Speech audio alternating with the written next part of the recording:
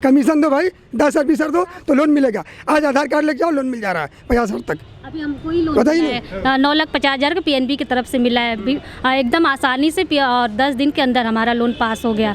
आज हमारा मोदी जी के साथ भी संवाद हुआ है। बीजेपी का कट्टर विरोधी था, मेरे यूट्यूब चैनल देख लीजिए, मैं कट्टर विरोधी था। अगर मुझे योगी जी और मोदी जी की बातें अच्छी लगी, न कि मैं डर के आया हूँ, मैं डर के आया हूँ, मैं उसी के साथ मंच बोलता था।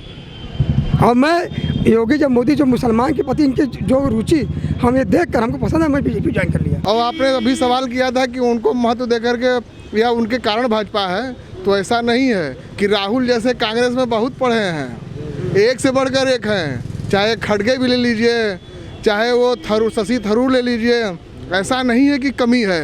एक राहुल जाएगा, पता नहीं कितने लाइन में लगे हुए हैं। आज हम 19% हमारी आबादी है, 19% आबादी है, हम लाभ ले रहे हैं, 40-45% लाभ ले रहे हैं हम। बताइए, चाहे आवास योजना हो, चाहे शौचालय योजना हो, चाहे आपकी आयुष्मान भारत योजना हो, जितनी सब में तो हम ले रहे हैं। तो अब बताइए हमारी आबादी कितनी है? 19%, लाभ ले रहे 25%। तो आज कहाँ भेदभाव हो रहा है? मोदी जी का नारा है सबका साथ, सबका विकास, सबका विश्वास। आज सबको लेके चल रहे हैं, इसलिए अभी 300 नहीं 400 के पार। नमस्कार, बहुत स्वागत है आप सभी का प्यारा भारत पर। प्रधानमंत्री नरेंद्र मोदी की आज बनारस में रैली थी। उन्होंने बनारस को कई सारी सौगातें दी हैं। यहाँ पर जनता आई थी, उनसे हम जानेंगे कि कैसा लगा सर मोदी जी आज आए थे। सर बहुत अच्छा लगा हम लोगों को। माननीय मोदी जी से हम लोगों को अनवरत कुछ न कुछ सौगात मिलती जा रही है। अभी उन्होंने रोपवे का जो है शुभारम्भ किया है, और जिससे बहुत अच्छी हम लोगों को लाभ मिलेगी। बहुत कम समय में जो है हम लोग मंदिर और कैंट के बीच का सफ़र जो तय होगा, और बनारस की भीड़ से भी काफ़ी निजात मिलेगी लोगों को। अच्छा, राहुल गांधी को जो है 2 साल की सज़ा हो गई है, क्या कहेंगे उस पर आप? देखिए, ये तो भाई कानून की बात है, इसमें हम लोग कुछ नहीं कहेंगे। बट ये है कि उनको इस तरह की बात नहीं बोलनी चाहिए। देश का कोई भी नागरिक है, आप अपनी बात करिए, आप किसी को गलत आक्षेप मत लगाइए। देश के बाहर जाकर के आप कोई गलत छवि मत खराब करिए, और किसी भी राजनेता के बारे में आपको कहने का कोई अधिकार नहीं। आप अपनी बात रखिए। विपक्षी हैं तो विपक्ष की भूमिका निभाइए, आप किसी पर छीटाकशी क्यों कर रहे हैं? और संविधान से जो आपको न्याय मिला है उसका पालन करिए। आप जो है एक दूसरे पर कटाक्ष कर रहे हैं। तो सोशल मीडिया पर यह भी चल रहा है कि भारतीय जनता पार्टी को बहुत बड़ा नुकसान हो गया है।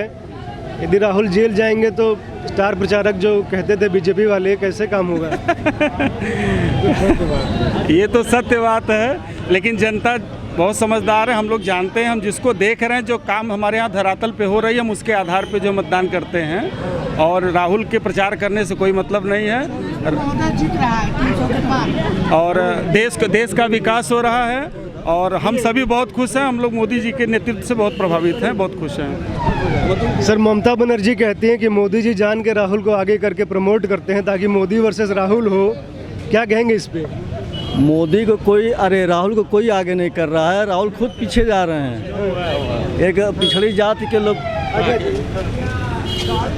पिछड़ी जाति के समुदाय को गाली देते हैं, और कोर्ट सज़ा देती है तो कहते हैं, उनकी पार्टी कहती है कि जज बदले जा रहे हैं, अधिकारी बदले जा रहे हैं, ज़बरदस्ती सज़ा दिलाया जा रहा है। और राहुल को भगवान भी आगे नहीं कर सकते हैं। मोदी जी क्या हैं? मोदी जी तो कुछ नहीं कर रहे हैं, जो कर रहे हैं वो अपने से कर रहे हैं। तो राहुल कभी आगे नहीं हो सकते हैं, सदैव वो पीछे जा रहे हैं और देश को पीछे ले जाने की कोशिश कर रहे हैं। ममता बनर्जी कहते हैं कि मोदी वर्सेस राहुल होगा तो मोदी को फ़ायदा होगा, मोदी वर्सेस ममता हो जाएगा, मोदी वर्सेस नीतीश हो जाएगा तो नुकसान होता है। अरे तो भाई उनको फिर आके राहुल से तो कहना चाहिए ना कि ठीक है, आप बैठ जाइए, आप नहीं काबिल हैं, हम लोग। वो तो आ भी नहीं रही हैं किसी के साथ। दीदी क्यों नहीं किसी के साथ आ रही हैं? दीदी तो खुद किसी के साथ नहीं आ रही हैं। वो कह रही हैं कि मेरे पीछे सारे लोग आवे हैं, राहुल कह रहे हैं मेरे पीछे सारे लोग आवे हैं, शरद पवार कह रहे हैं मेरे पीछे सारे लोग आवे हैं। यही चल रहा है। मोदी जी किसी को नहीं कह रहे हैं। मोदी जी कह रहे हैं देश आगे रहे, मैं पीछे रहूँगा। अच्छा, बीजेपी के लोग यह भी मानते रहते हैं कि राहुल गांधी जितना बोलते हैं कहीं ना कहीं बीजेपी को लाभ होता है। अब यदि वो जेल चले जाएंगे 2 साल के लिए तो बड़ा कष्ट होगा आप लोगों के लिए। जिन्हें कष्ट नहीं होगा वो अंदर से भी कुछ ना कुछ करते रहेंगे। मार्च और सती उनसे कुछ ना कुछ करवाती रहेंगी। अभी तक मार्च और सती ही उनसे कुछ ना कुछ करवा रही हैं, जिससे हमारे पार्टी को फायदा हो रहा है। मोदी जी नहीं कह रहे उनसे कि आप ये कहिए, आप वो कहो। वो अपने से कहते हैं, यानी अपने से जो कहते हैं माँ सरस्वती उनसे कहवाती हैं, और उसका जो है फ़ायदा हमको मिलता है। उसके हम क्या कर सकते हैं? बेसिकली क्या है कि राहुल गांधी पॉलिटिशियन है ही नहीं है। उस व्यक्ति को राजनीति आती नहीं है, राजनीति तो सीखना चाहता है। इस देश की सबसे पुरानी राजनीतिक पार्टी का पूर्व का मुखिया और इस प्रकार के बच्चों जैसा वक्तव्य दे, और उस पे इस देश का हम लोग आपसे भी, आप लोगों से भी विनती करेंगे कि ऐसे लोगों को महत्व मत दीजिए। और आपने अभी सवाल किया था कि उनको महत्व दे करके या उनके कारण भाजपा है, तो ऐसा नहीं है कि राहुल जैसे कांग्रेस में बहुत पढ़े हैं, एक से बढ़कर एक हैं, चाहे खड़गे भी ले लीजिए, चाहे वो शशि थरूर ले लीजिए, ऐसा नहीं है कि कमी है। एक राहुल जाएगा, पता नहीं कितने लाइन में लगे हुए हैं, बस प्लेटफार्म जहाँ मिलेगा प्रकट खट्ट से हो जाएंगे, उसकी चिंता नहीं है। और वो लोग जो करेंगे, हम तो राजनीति लाभ के लिए नहीं करते, हम देश के लिए राजनीति करते हैं। देश के लिए जो आवश्यक हो हम कर रहे हैं। उसमें अगर किसी को राजनीति दिखता है तो राजनीति देखिए, उनकी अपनी दृष्टिकोण है। ममता बनर्जी हैं, तो ममता बनर्जी जो आपने अभी सवाल किया कि जो है पश्चिम बंगाल में या मोदी ममता कहती है कि हमारे पीछे कोई आवे, हमसे आगे लड़े तो नहीं तो वर्चस्व हमारा हो जाएगा, तो मोदी का प्रभाव कौन जाएगा। भैया हम वहीं पर उन्हीं से लड़ करके इस स्थिति में आए हैं, पश्चिम बंगाल में उनको चुनौती दिए हैं। और अगली बार आपके चैनल के माध्यम से कह रहा हूँ, अगली बार सरकार वहाँ पश्चिम बंगाल में भाजपा की ही होगी। अभी लोकसभा में देखिए ना सीटें कितनी तेज बढ़ेंगी, बौखलाहट यही सब है। विपक्ष कह रहा है कि मोदी जी जीत नहीं पा रहे हैं, बंगाल में जीत नहीं पाए, दिल्ली में नहीं जीत पाए, तो CBI और किसी के माध्यम से, कोर्ट के माध्यम से मनीष सिसोदिया, तेजस्वी यादव, राहुल गांधी पीछे पड़ गए। आपने प्रश्न बहुत बढ़िया किया कि हमें तो समझ में नहीं आता, हम लोगों को तो ये सबसे कोई दूर दूर तक लेना लादना नहीं था। शायद 70 सालों में कांग्रेस और कांग्रेस की जो अनचाही औलादों ने यही सब करके 70 साल देश में शासन किया है, सबको परेशान करके। और ये लगता है कि ये सब यही किए हैं, राजनीति नहीं किए, देश का काम नहीं किए, पब्लिक का भला नहीं किए, ये सब सबको परेशान करके अपने सत्ता में कैसे काबिज रहे, सब इसी का षड्यंत्र रचने का। आज वो नहीं उनका दाल गल रहा है और ईमानदारी से सारी चीज़ काम हो रहा है, तो ये परेशानी कारण उनके केंद्र बिंदु में यही है। राहुल गांधी तो कहते हैं कि मैं सावरकर नहीं हूँ, माफ़ी नहीं मांगूंगा। इसमें भी माफ़ी नहीं मांगे जो मोदी जाति को, पूरी मोदी जाति को उन्होंने कहा था चोर, उस पर कह रहे माफ़ी नहीं मांगूंगा। उस पर क्या बताएं, कोर्ट की टिप्पणी, कोर्ट के फैसलों पर टिप्पणी उन लोगों का करने का, राम मंदिर का निर्णय आएगा उस पर कहते हैं, उनके लोग कहते हैं कि नहीं ये हम लोग एक समुदाय के साथ बहुत गलत हुआ। फिर उसके बाद जो है 3 तलाक का मामला आता है, कहे ये धार्मिक मामला है। तो जो हमसे है वो धार्मिक मुद्दा नहीं है, कि धार्मिक मुद्दा अनावश्यक बरगलाने का काम है। राहुल गांधी चाहे लाख मुसीबत अपने पाल के दिखा लें कि हम मुसीबत में है और अल्पसंख्यकों का वोट ले लें, लेकिन अल्पसंख्यक समुदाय भी जाग चुका है, उनको समझ में आ चुका है 70 सालों में सिवाय वोट बैंक के और उनका कोई उपयोग कांग्रेस ने नहीं किया है। क्या कहेंगे सर इनकी बातों पर? इनकी बातों में सहमत हूँ। पिछले 67 सालों में सभी पार्टियाँ, चाहे कांग्रेस हो, उत्तर प्रदेश में देख लीजिए सपा हो, या आपके बहन मायावती जी के पास समाजवादी बसपा पार्टी हो, सबने मुसलमान को सिर्फ गुमराह करके वोट लिया, मुसलमान के बारे में कुछ सोचा नहीं। आप देख रहे हैं कि आज की गुड्डू कमेटी की और रंगनाथ मिश्रा कमेटी की जो रिपोर्ट आ रही है, मुसलमान शिक्षा के मामले में बहुत पीछे है। आज हमारे प्रधानमंत्री जी कह रहे हैं कि मैं मुस्लिम को एक हाथ में लैपटॉप, एक हाथ में कुरान दे रहा हूँ, तो विरोधी पार्टी को ये समझ में आ रहा है कि आप तो मुस्लिम वोट हमारे बैंक से वोट बैंक खिसक रहा है, इसलिए कह रहे हैं कि मोदी जी भड़का रहे हैं। तो आज विरोधी पार्टी हमेशा ही मुसलमानों के थ्रू यूज नहीं था कि यूज करो फेंक दो, हमेशा यूज किया। आप बताइए कि सपा शासनकाल में मुसलमानों के साथ सिर्फ नाम पे सत्ता चलाए, मुसलमान कोई भला नहीं हुआ। जितनी भी मुसलमान में बाउंड्री हुई देख रहे कब्रिस्तान की बाउंड्री, सब 2 नंबर की बाउंड्री हुई है, एक हाथ मार टूट जाएगी आज भी। बताइए ये सरकार थी, मुस्लिम को भला कर रहे हैं एक नाम पे, अब मुस्लिम के हाल में लूट रहे हैं। जाके देखिए सपा शासनकाल में जितने बाबू थे, मदरसा बोर्ड के जितने बाबू थे, उनके 10-10 करोड़ के बंगले नकलों में हैं। आज इस सरकार में खोदा जा रहा है, तो लोग कह रहे हैं मुस्लिम विरोधी सरकार है। भ्रष्टाचार करो आप, क्या आपको इंक्वायरी बैठे तो कह रहे हैं कि ये मुस्लिम विरोधी है।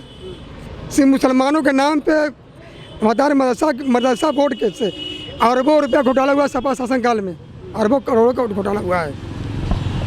मोदी जी जो कहते हैं कि एक हाथ में कंप्यूटर, एक हाथ में कुरान, बस कहते हैं कुछ करते भी हैं। हो रहा है, मदरसा अधिकृत किया जा रहा है, हर मदरसे में कंप्यूटर दिया जा रहा है, हो रहा है। मतलब धर्म के साथ साथ अपनी शिक्षा हर लोग वो देखे कि आपकी हमारे बच्चे नहीं डॉक्टर हो सकते क्या? हमारे बच्चे सिर्फ मौलवी हाफिज रहेंगे? हमारे बच्चे भी तो IAS PCS होंगे, डॉक्टर वकील होंगे। तो आज ये काम प्रधानमंत्री जी ने, माननीय मुख्यमंत्री जी ने शुरुआत कर दिया है। अच्छा, मोदी जी का एक बड़ा फोकस है पसमानदा मुसलमानों पे। आप पसमानदा हैं कि वो जो मैं पसंद मैं पठान हूँ, हाँ। बाकी आज लोग जुड़ रहे हैं इसलिए कि आज माननीय मुख्यमंत्री जी कह रहे हैं कि अगर मुसलमान हमें मस्जिद बुलाया कि मैं जाऊंगा, कि मैं एक धर्म का मुख्यमंत्री नहीं हूँ, मैं मुख्यमंत्री सारे धर्म का हूँ। मैं जाति का हिंदू हूँ, बाकी मैं मुख्यमंत्री सारे धर्मों का हूँ। और लोग हमें बुलाएंगे, हम जाएंगे। आज माननीय मुख्यमंत्री जी लोगों को जोड़ रहे हैं, मोदी जी और माननीय मुख्यमंत्री जी की बात लोगों को अच्छी लग रही है। देखिए हम लोग रोजे से हैं, तभी सुनने के लिए आए हैं, हम मिर्ज़ापुर से आए हैं।